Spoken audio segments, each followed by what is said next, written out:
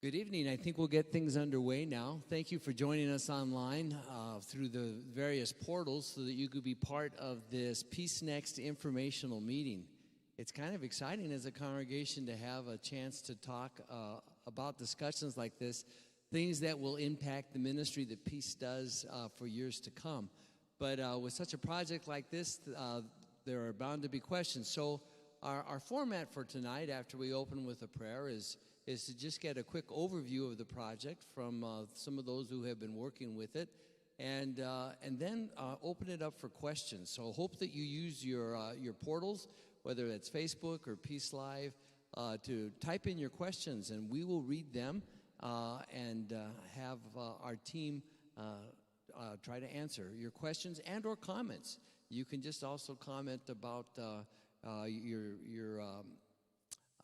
your feelings or your thoughts about the project we're presenting. But before we go any further tonight, let's start the evening off with the word of prayer.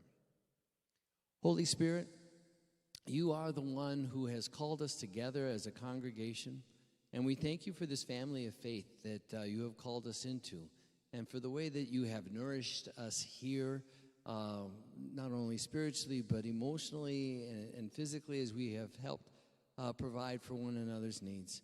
Guide us now as we, as a congregation, undertake this process of discernment and regarding adding on to the building in new and exciting ways that will shape the ministry we do here in the future.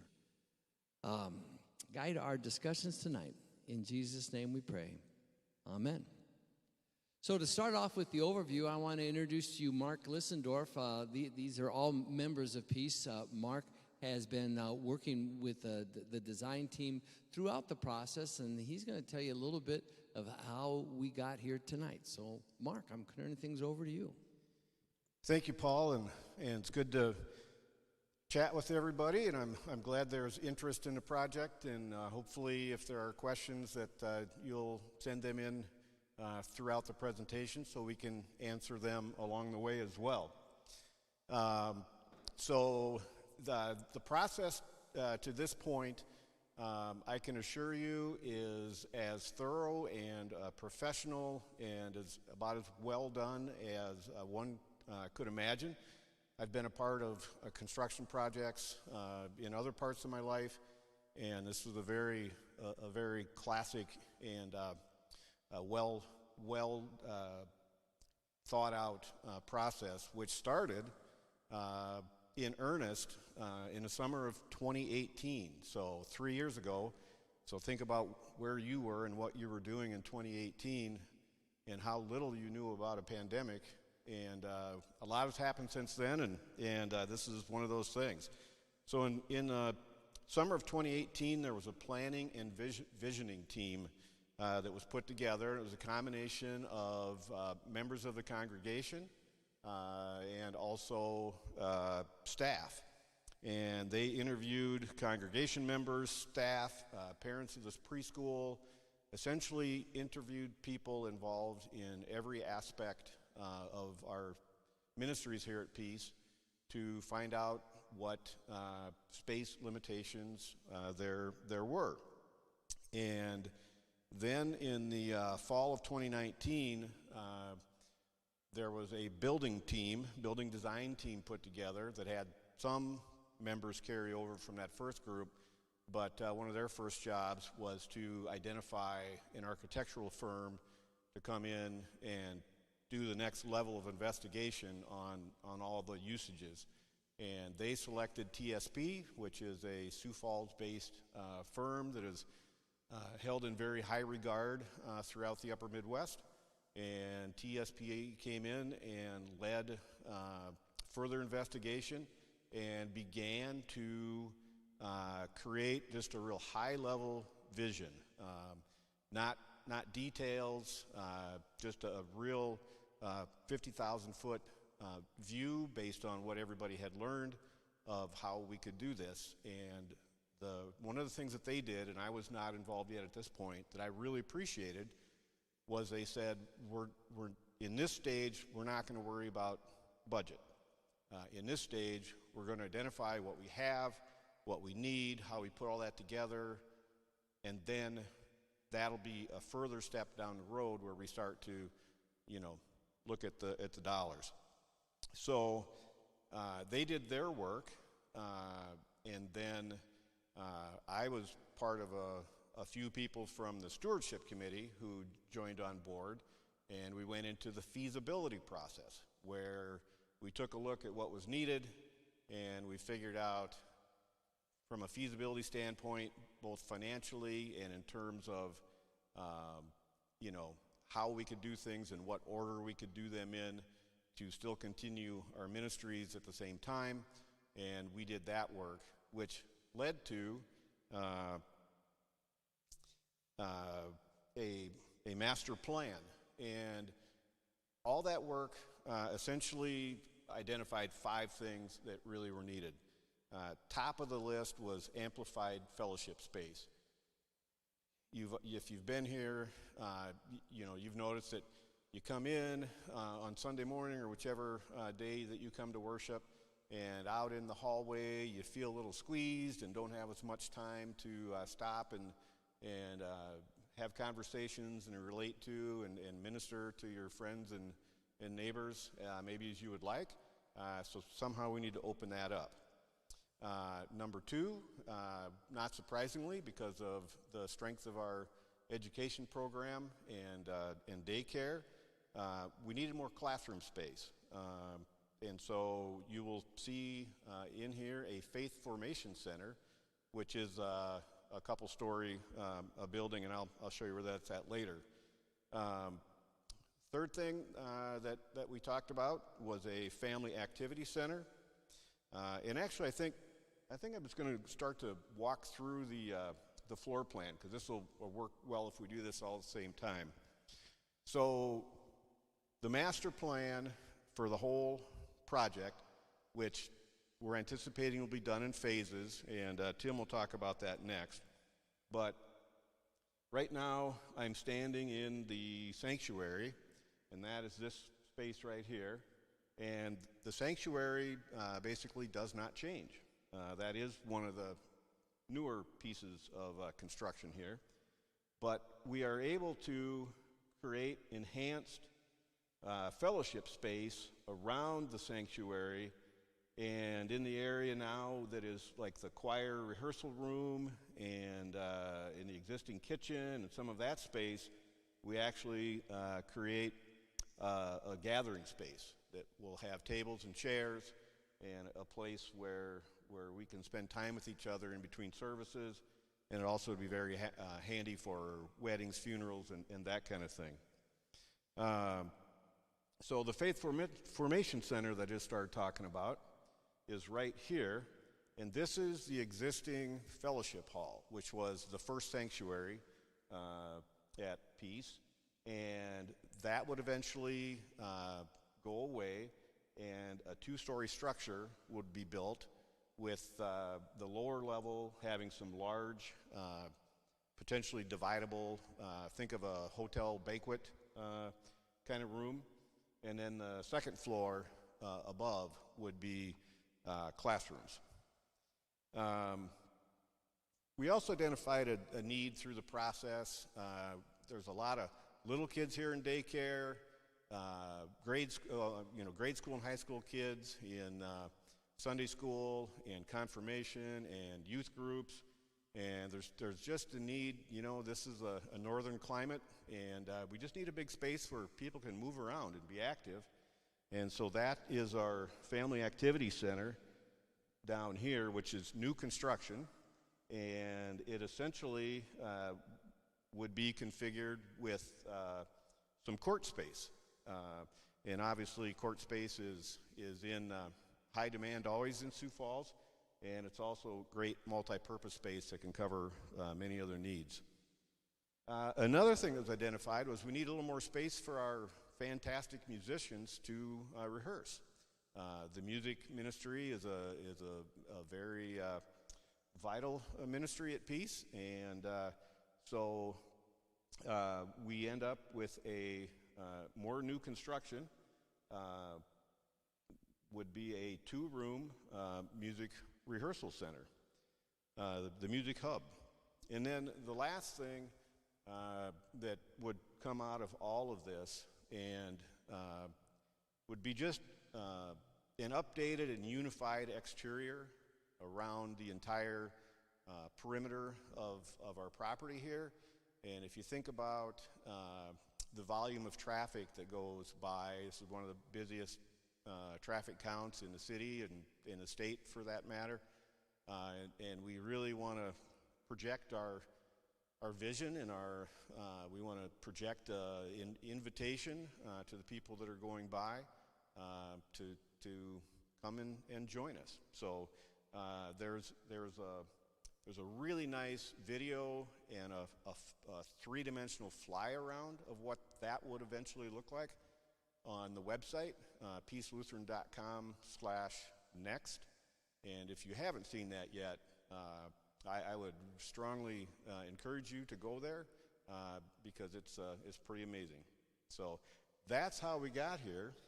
And with that, I'm going to turn it over to Tim Jensen. Tim is a member at Peace and also one of the leaders at TSP Architecture. Thanks, Mark. And I'll just add, Mark did a great job of explaining the master plan and the ideas that went into it and identifying those spaces that we are short here at Peace Lutheran Church for our ministries. Wanted just to highlight some remodel space that was going to happen in the children's ministry area down here that would be adjacent to the Family Activity Center, but also in the office area. Our staff space we are in very short supply right now.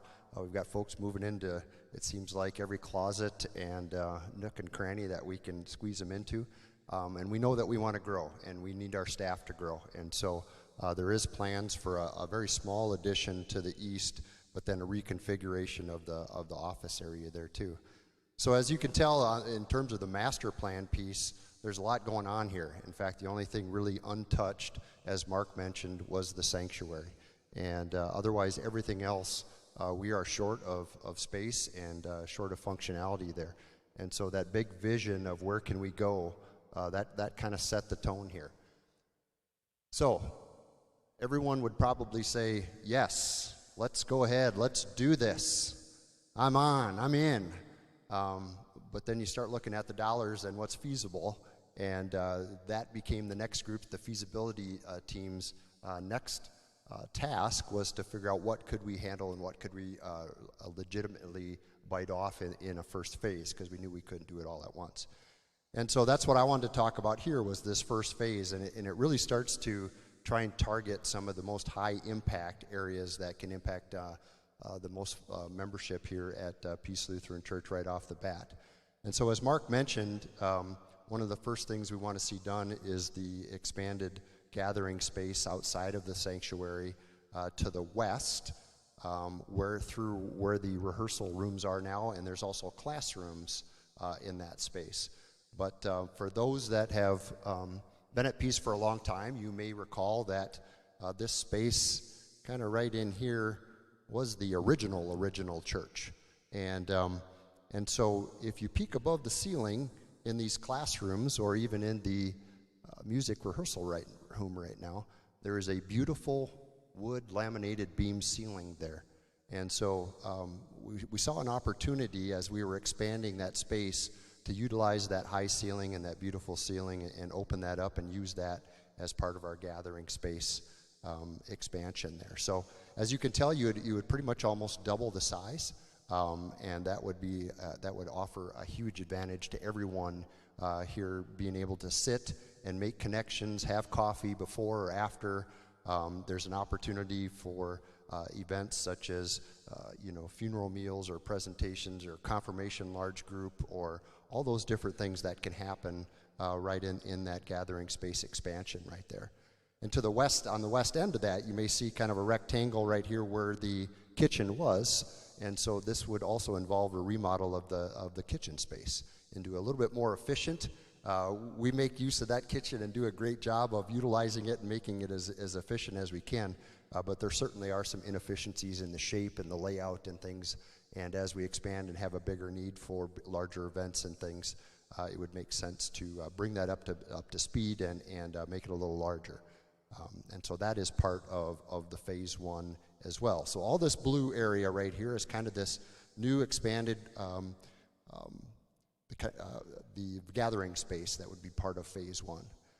And as we discussed, we'd be blowing through what is right now the rehearsal space and some classrooms, and so we can't afford to lose those spaces. And so the music hub, the new construction that Mark mentioned to the north here, would be another part of phase one, and that would actually need to happen prior to the expansion of the gathering space there to allow those functions to maintain. And so in phase one, what we're showing is one rehearsal space, some office space, and then 6 classrooms. And so that would cover the 5 classrooms and the rehearsal space that we'd be going through right now to expand that space there. So what you'll see is that the classrooms are configured in the corridor and things in such a way that in the future phases that would allow us then to put that second rehearsal space where we have classroom right now, and some more of the classrooms would become offices with some very minor remodel.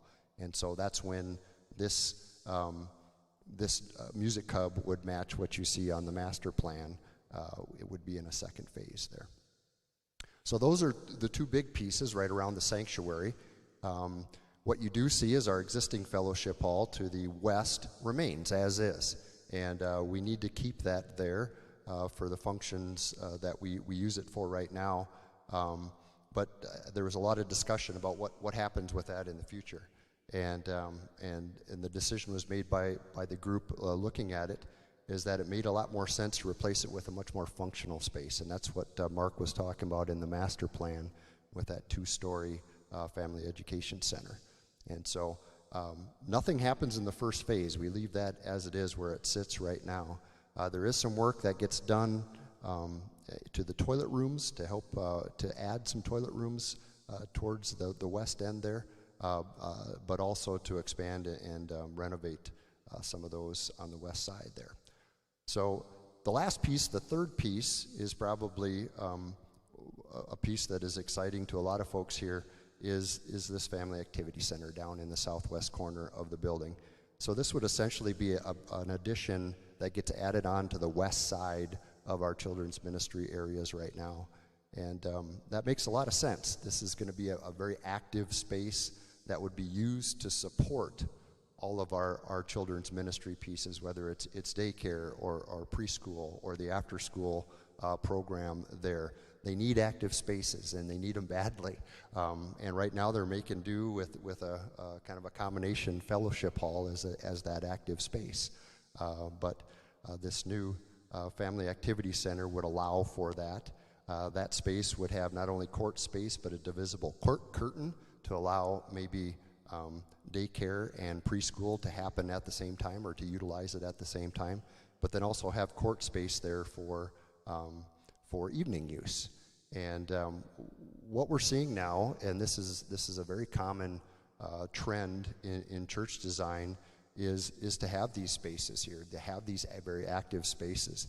And it's a great tool to help bring the community into the church and to help serve your community and your neighborhoods. As Mark mentioned, active space like this is in very high demand across Sioux Falls, and especially here on the west side of town, where there are very few opportunities to use gymnasium or active space like this that you can get your hands on. So that also can become a source of revenue. So for those evenings that we are not using it ourselves, being able to rent out those spaces by the hour to teams for volleyball, basketball, potentially pickleball, to do those things would bring in dollars to help immensely offset some of the costs that are associated with what we're talking about here. The location of that family activity center is certainly by design to be near the children's ministry pieces here, so that it isn't traipsing all the kids across the church at all times of the day here to get to the other spaces or even the playground, but be able to essentially be connected to the west side there and allow an easy access to that point. As you notice the music hub as it extends here, you probably think, well, what's that covering up right now as we go towards 41st Street here. And of course, that's the playground area. And so the other part of phase 1 would be to relocate that playground area to the south end on the south side of the children's ministry spaces right now. And in a lot of ways, that makes a lot of sense, doesn't it? Getting the kids away from 7 lanes of traffic on the busiest street in South Dakota, and getting them closer to where they reside and take part in their activities most of the day. So moving all of that to the south side and really having a consistent space there for the children's ministry teams is kind of what that's all about. So that's in a nutshell. That's the 3 pieces: the expanded gathering space, the music hub, and the family activity center are really the portions that we talk about in phase 1. So it sounds good. And then the question is, well, what's that going to cost, right? Because nobody's going to give that to us. And so we have done some pretty investigative discussions with some folks, some partners around here in the construction industry to help us with some costing estimates. And again, these are concepts, and so it's a conceptual estimate, but it gives us an idea based on square footage and the types of spaces to be able to put some estimated dollars to it. So phase 1, all in with soft costs, and by those things I mean furniture, maybe some kitchen equipment, design fees, those types of things that are not actually a part of the building construction, but all of those things all in is about $7 million. And so how do we pay for that? Well, the first step would be if the church on the congregation on Sunday says, yep, this is a go, that we'll be starting some fundraising from that fundraising phase. And the first phase would be to try and get some cash donations right up front and to reduce the amount then that we would go to try and finance.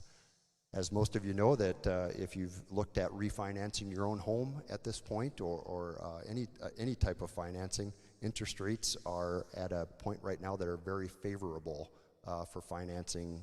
And so a lot of discussion went into, well, how much can we afford? We've never done anything this big, right? But the opportunity to leverage as much of our financing power as we can right now with those interest rates the way they are, and right now the interest rates for financing are actually lower than the typical increase in construction costs. Now, the COVID years has really kind of thrown that a little bit out of skew, but in general, that's a good thing. And so being able to leverage that financing for as much as we can is what we're trying to do. So about $7 million for phase 1, and again, first phase would be to get some upfront cash donations and minimize the amount we would need to finance, and then finance the rest for a 30-year loan. So that's how we would propose to pay for it. Time frame. The time frame would be, again, if the congregation votes to move ahead, it would move right into the financing, which would go kind of through the end of the year. Obviously, we have some holidays around there, so that it will slow things a little bit. But then into January, probably with some of the pledging and financing pieces of it, and then start a design and get a construction manager at risk on board to start that process of really getting farther into the design. Again, you see drawings here, but that does not mean that the design is all done. Nothing is set in stone. These are concepts that, again, allow us to think and to dream and to see where things might be located with each other. But the design really has yet to get started. And so the design would take us through probably into spring or summer, and then get started with some possible early packages to get started late summer or into early fall with breaking ground. And construction itself, depending on how we phase this, is probably in the 12 to 18 months time frame, give or take. And so it kind of gives you an idea of hoping to be done by the end of the year, the following year, the end of 2023, give or take. So I think that's kind of where we are at on an overview. So I'm going to open it up, and I think Paul's going to take any questions now.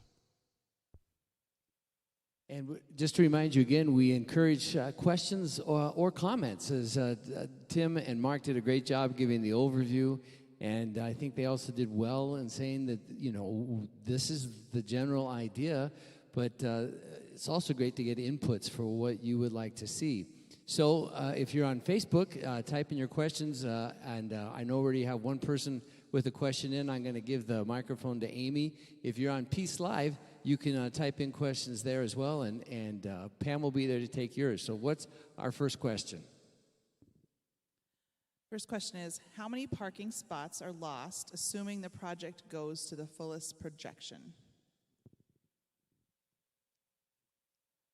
Okay, Tim's going to actually look that up. It is a precise number of parking spots, which, of course, is fairly important. Churches love their parking spot. Though the city requires only one spot for every 4 people who are using the building, churches like to have one spot for every 2 people using the building. So that second measure is what we have been using to make sure we don't lose more parking than we need. But Tim is actually looking up precise numbers because this has been studied.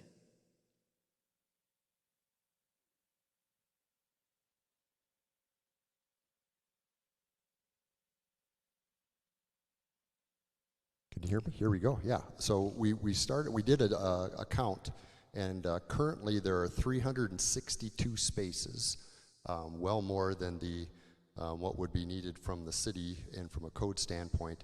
And we would, with a full build out of the master plan and the revision to the parking as needed, we would be down to about 287 spaces. And so Just one. I'll pass this one back and forth. But 287, if you double that, that would be useful for an occupancy of 570 something. So, and that is more than we usually have for a usual worship service. I know Christmas and Easter is a little different. But yeah, that's our parking space-ish question. Other questions? Not yet. You're being. It can be a question or a comment. You have this team at your disposal.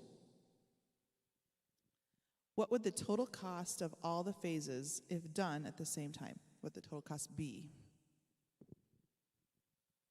Okay, I'm going to give that one question back to Tim. That's also been a moving target. I know the rough answer that I have given people is roughly twice, and then add another $1 million just for fun. So 15 million. Okay, Tim says I did pretty well. Okay, yahoo! Well, and that's why if you know somebody who can give us that additional $8 million, we're ready to build it. Another question, would there be any grant opportunities through the Sioux Falls Area Community Foundation? The question about any grant opportunities, I would have to be in the area of recreational space, I would guess, being that the city is short on that. I think that's an excellent question. I did contact the mayor's office about possibilities with some of the ways they were going to do some funding for community improvements. I didn't hear back yet. But anyway, the Sioux Falls community grants, that would be an interesting option to pursue to see what kind of doors we could knock on there. Great comment so far.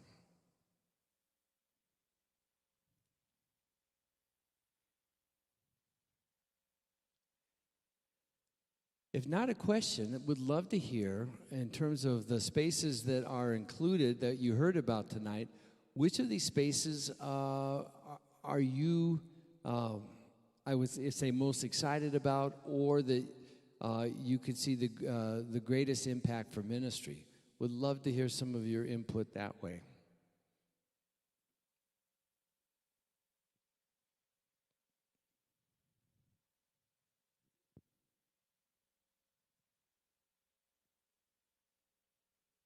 Oh. Okay, while you're typing your questions in, Tim has some more drawings that have been done that are kind of exciting to see. So I'm going to let him present those drawings and use this microphone while I go find some more batteries for yours.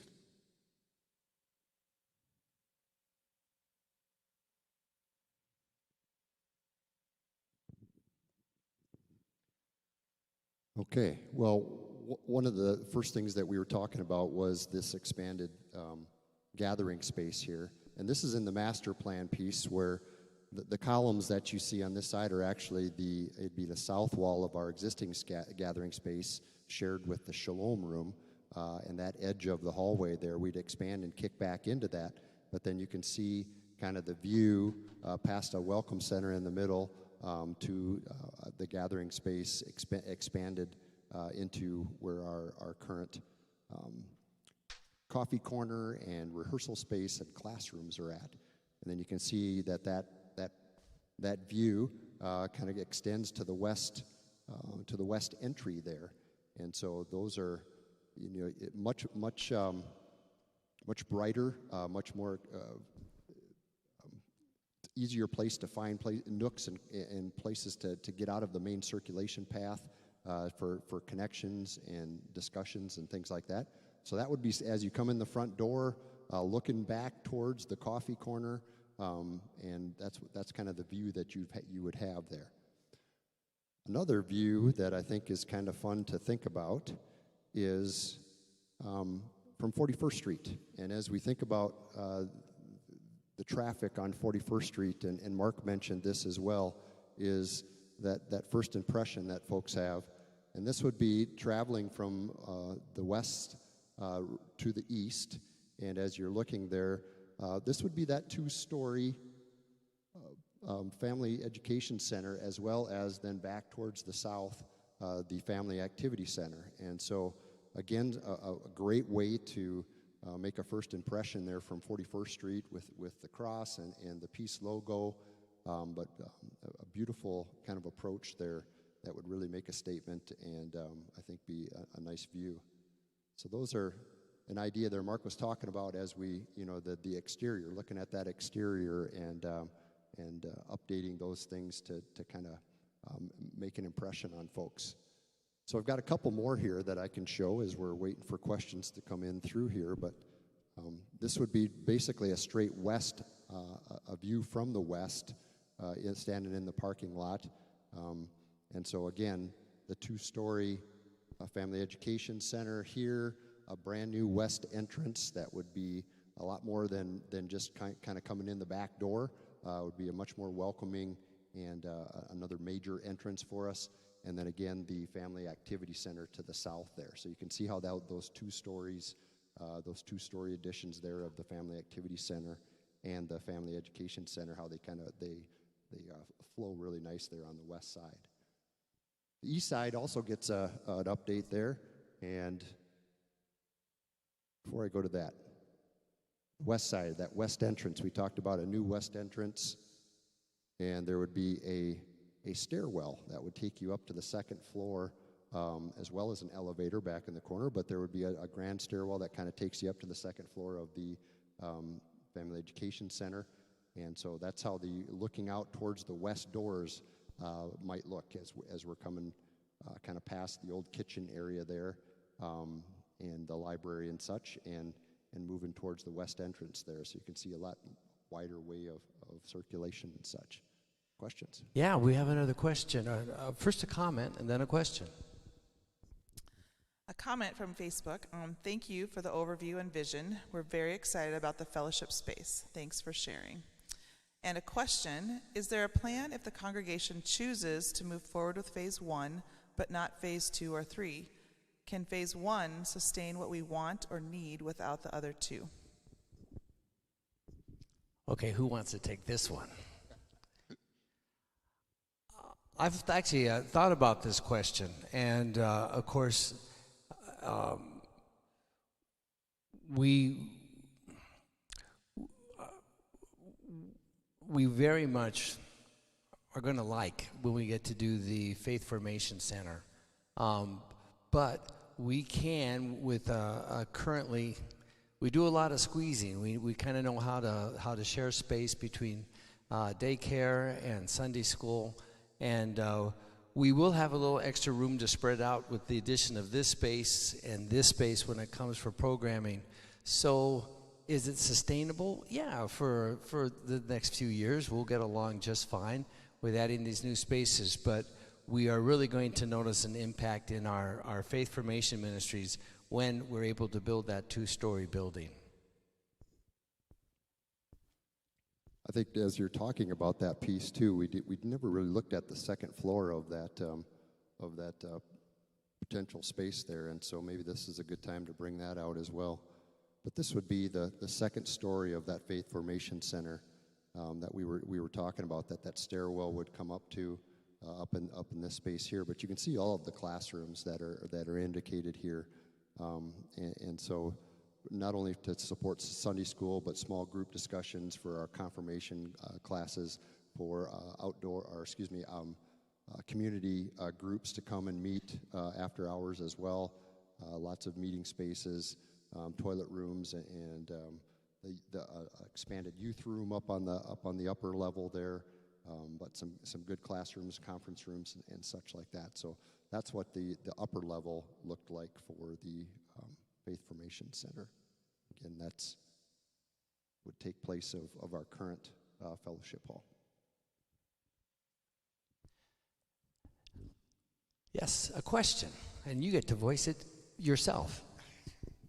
I was going to ask you, Paul, would you give the audience some statistics as to where we are at within the facility as to, I know you have mentioned it through different functions where we talked, how many kids we got in Sunday school?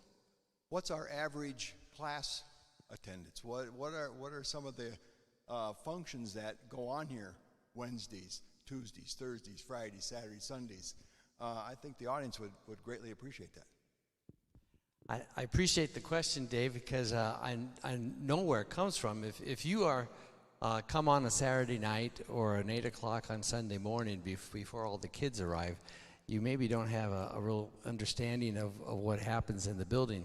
We do run 3 sections of children's ministry, a Sunday school, Wednesday school every week. Wednesday evenings here are just as jam-packed as they are at 9 o'clock and 10:10 on Sunday morning. At Peace, per grade level, we average, I would say, around 50 kids. And of course, those 50 kids, I just know that from confirmation. By the time they get to confirmation, that's about the size of our confirmation classes. So those 50 kids per grade level are divided up between those 3 Sunday school times. And we have them using about every space, particularly on Wednesday nights when we are running our 6th, 7th, 8th, 9th grade confirmation programs. Space is really at a premium. With the result that we have moved to some online confirmation possibilities for some folks, as well as some Sunday morning possibilities. So programming has been challenging because of just the numbers of families we have here with kids. And having said that, though,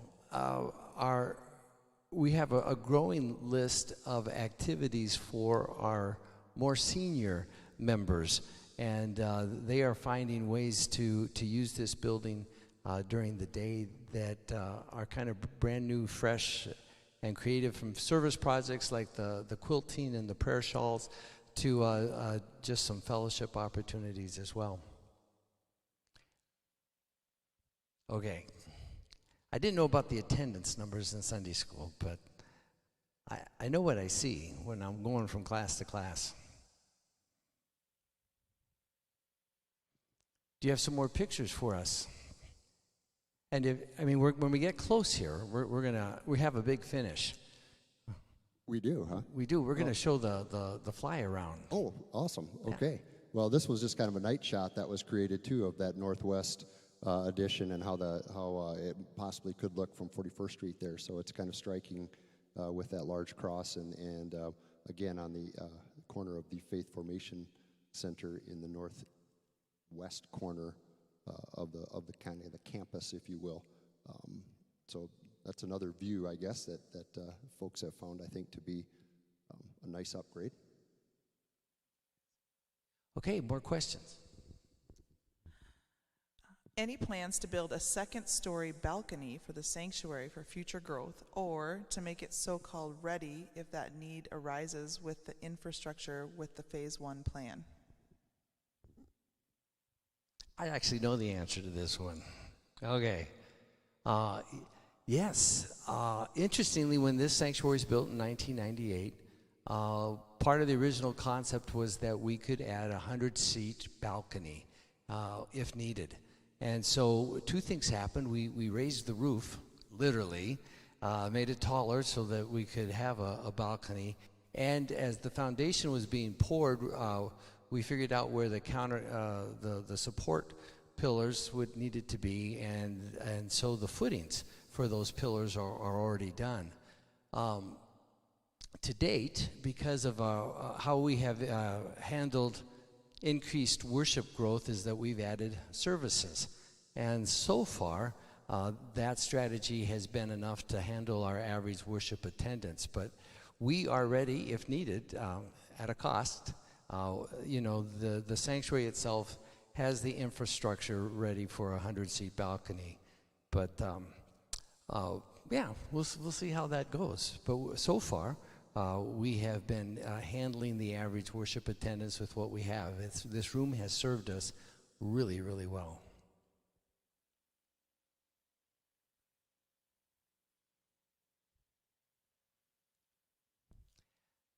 I think you could read parts of that one comment. I'll read it if you would like. Okay, this comment said, 15 years ago or so, when this person was on the council for the first time, even at that point, they already knew we had a great need for additional classrooms and places to visit and interact and fellowship. So the time to do this is now. And we are in full support of this. And thank you to all that have put so much time and effort into getting us this far. So thank you for that comment.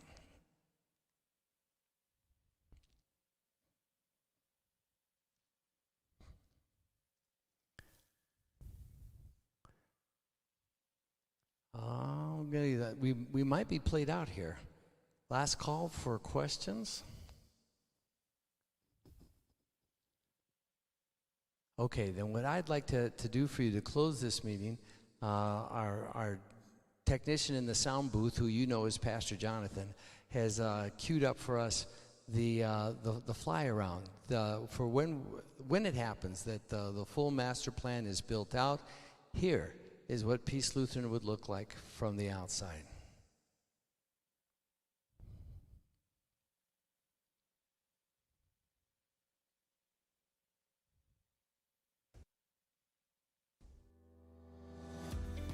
With a vision of bringing Christ's generosity of love to the emerging western edge of Sioux Falls, the faithful founders of Peace Lutheran established the church in 1965. Since then, Peace and its ministries have grown exponentially with the neighborhood it serves. Over the years, that growth of ministry has been facilitated through a number of building additions. Today, Peace ministers to over 4,000 members and supports their outreach to many more in the community and the world. And we all know our world continues to change. That's why in 2019, the Peace Church Council initiated a comprehensive planning process to determine what facilities would be needed to continue and expand the ministries moving forward. This presentation is a summary of that work. We call it PeaceNEXT, a building plan to facilitate our vision of expanded ministries to serve an evolving community. Ministries need a place to happen.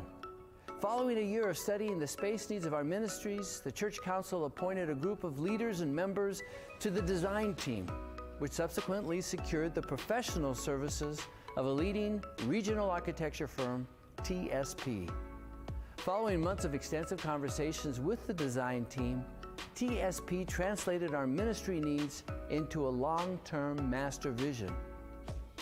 Over the years, multiple additions have brought much-needed space, but with each one came more challenging traffic flows inside the church. Guests can find it hard to navigate.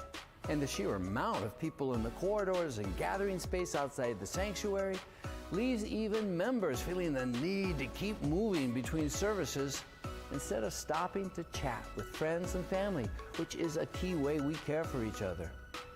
The master plan creates a larger gathering space adjacent to the existing sanctuary and to the new kitchen, with ample room to sit and visit. There are also wider walkways with higher ceilings and more natural light to improved entrances on both the east and west sides. Teaching others about God, who claims and calls us, is central to Peace's mission.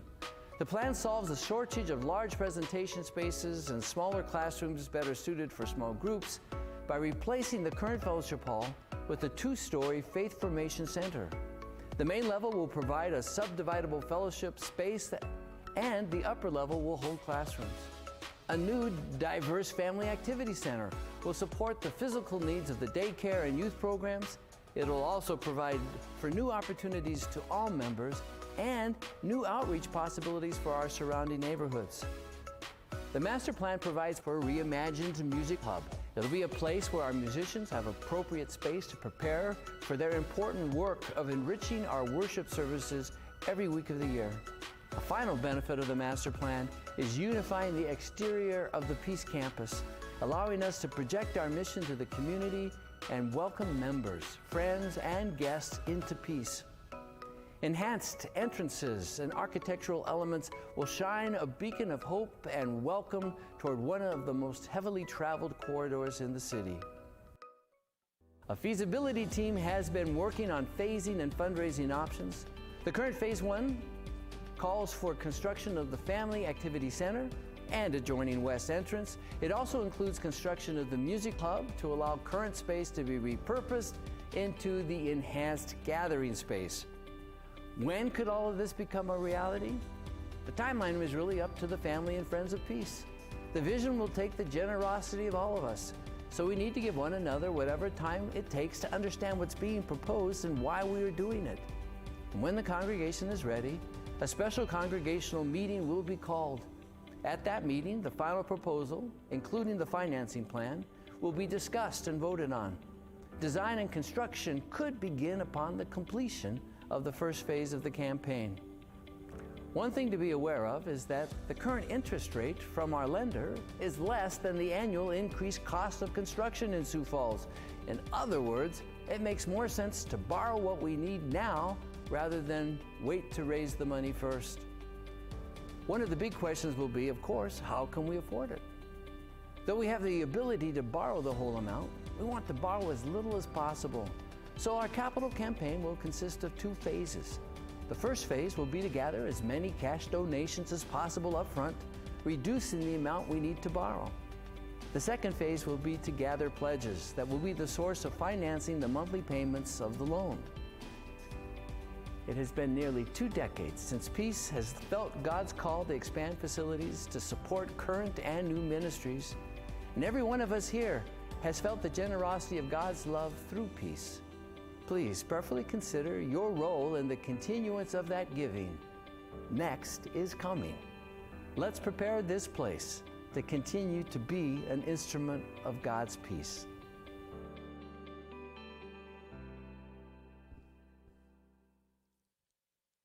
Thank you for queuing that up, Jonathan. Nice summary of what we talked about tonight.